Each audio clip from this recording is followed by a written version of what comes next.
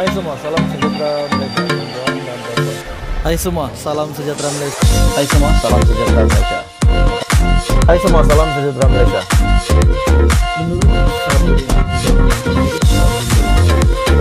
Hai semua, salam sejahtera Malaysia. Tuan-tuan dan puan-puan semua. Hai semua, salam sejahtera Malaysia. Tuan-tuan dan puan-puan semua. Akhirnya pendedahan dari seorang bekas Menteri Keuangan. Pendedahan dari seorang bekas Menteri Keuangan di mana RM 600 bilion walaupun hampir RM 600 bilion yang disalurkan semasa Muhyiddin menjadi Perdana Menteri, semasa pentadbiran Muhyiddin Perikatan Nasional. Pertumbuhan ekonomi kekal suram dan ini menimbulkan banyak keraguan ramai pihak tentang keberkesanan dana awam yang telah dibelanjakan. Hari ini tuan-tuan dan puan-puan semua, terdapat satu surat yang ditulis oleh bekas Menteri Keuangan. Bekas Menteri Keuangan ini telah membuat satu pendedahan dan telah diterbitkan di syahbudin.com. Tiada kenaikan kadar OPR angpau kecil buat peminjam. DAP mengalu-alukan keputusan Bank Negara Malaysia untuk mengekalkan kadar OPR pada 2.75%, menawarkan perniagaan dan peminjam bank penangguhan yang amat diperlukan daripada kenaikan kadar faedah untuk menangani jangkaan kemelesetan ekonomi di Amerika Syarikat. Seterusnya, pembentukan kerajaan perpaduan hari ini di bawah pimpinan Perdana Menteri Datuk Seri Anwar Ibrahim sejak 24 November telah mengukuhkan keyakinan pelabur dan pasaran. Terbukti dengan peningkatan ketara nilai ringgit berbanding dolar AS daripada 4.75 RM 4.75 di bawah kerajaan yang terdahulu kepada RM 4.32 hari ini. Sebab utama kenaikan kadar faedah berpunca daripada keperluan Bank Negara untuk membendung inflasi dan juga mengekang penurunan nilai ringgit yang mendadak yang jatuh ke paras terendah berbanding kedua-dua dolar Singapura dan juga AS di bawah kerajaan terdahulu. Jelas sekali kebimbangan terhadap inflasi dan kejatuhan nilai ringgit yang semakin meruncing telah surut di bawah kerajaan perpaduan yang lebih yang dilihat lebih selamat untuk pelabur yang ngeri dengan prospek kerajaan alternatif yang tidak cekap, ekstremis dan perkauman. Bank Negara yang telah melaksanakan beberapa siri kenaikan kadar faedah atau OPR tahun lepas sebanyak 1%, berikutan kegagalan sebelum ini untuk mengawal kedua-dua inflasi dan kejatuhan mendadak nilai ringgit. Saya ingin mengulang semula, kebimbangan terhadap inflasi dan kejatuhan nilai ringgit yang semakin meruncing telah surut di bawah kerajaan perpaduan baru yang dilihat sebagai pertaruhan yang lebih selamat untuk pelabur yang ngeri dengan prospek kerajaan alternatif yang tidak cekap, ekstremis dan perkauman. Jadi tuan-tuan dan puan-puan semua, hampir 600 bilion yang telah disalurkan di dalam pentadbiran Muhyiddin, pertumbuhan ekonomi kekal suram.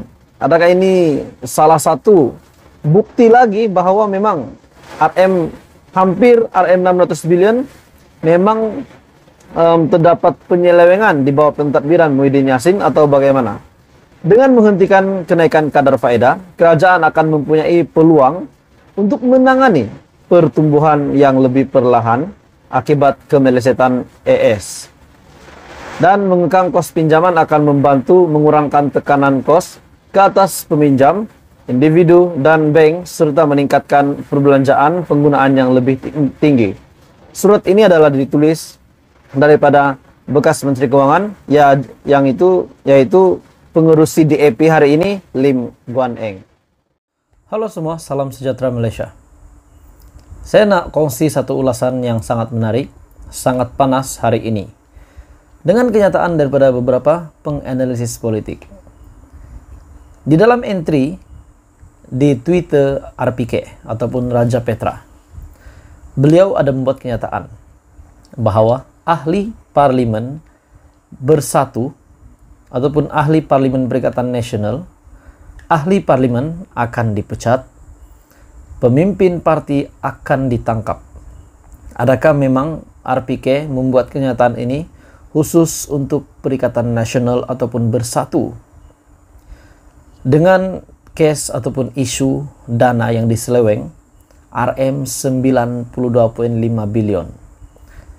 Sampai hari ini menjadi tanda tanya rakyat Malaysia, di manakah uang ini dan adakah benar-benar digunakan semasa COVID-19 melanda Malaysia, semasa perintah kawalan pergerakan yang dahulu di bawah pimpinan Muhyiddin Yassin sebagai Perdana Menteri. Adakah memang Muhyiddin Yassin yang dituduh menyeleweng dana? Ataupun memang benar Muhyiddin Yassin membuat kesalahan ini ataupun tidak? Dan sekiranya benar Muhyiddin melakukan, sepatutnya perkara ini akan disiasat lebih mendalam untuk membuktikan bahwa perkara ini terjadi dan benar-benar dilakukan oleh Muhyiddin Yassin ataupun pimpinan daripada Perikatan Nasional. Sebab pada masa itu Perikatan Nasional adalah kerajaan dan Muhyiddin Yassin adalah Perdana Menteri. Itu kalau benar. Kalau tak benar, Muhyiddin Yassin kena membersihkan nama beliau. Betul. Muhyiddin Yassin bekas Perdana Menteri dan Menteri ketika Perikatan Nasional, Perdana Menteri ketika Perikatan Nasional menjadi kerajaan dahulu. Beliau kena bersihkan nama beliau lah. Disebabkan terdapat banyak tuduhan yang mengatakan bahwa isu seleweng dana. Baru-baru ini pun beliau telah ke London. Beliau telah menerima banyak tuduhan, membawa banyak duit. Dan kenyataan daripada RPK, RM 4.5 bilion masuk akaun bersatu. Sebab itulah Perikatan Nasional sangat mewah semasa mereka berkempen untuk pilihan raya umum ke-15. Dan spekulasi demi spekulasi yang menguatkan spekulasi ini bahwa memang RM 4.5 bilion telah diterima oleh akaun bersatu adalah Parlimen Marang, Parlimen Kemaman, dan Parlimen Kuala Terengganu. Petition telah difilekan untuk membatalkan kemenangan ke semua ahli parlimen yang dimenangi, ketiga-tiga parlimen yang dimenangi oleh PAS PN. Di ketiga-tiga parlimen ini termasuk juga Presiden Hadi, Presiden PAS Tan Sri Abdul Hadi Awang. Dari mana mereka boleh dapat duit? Sebab dakwaan mereka telah merasuah setiap keluarga RM 500 hingga RM 1000, geng. Ini bukan jumlah yang sedikit, RM 500 hingga RM 1000. Penduduk di Terengganu sebanyak 1 juta orang setakat ini. Melalui statistik yang ada kajian yang saya buat, 1 juta penduduk di Terengganu. Dan kita katakan keluarga hanya 500.000 keluarga. Jangankan 500. Bayangkan tuan-tuan dan bapak semua, kalau 500 darab dengan 500.000.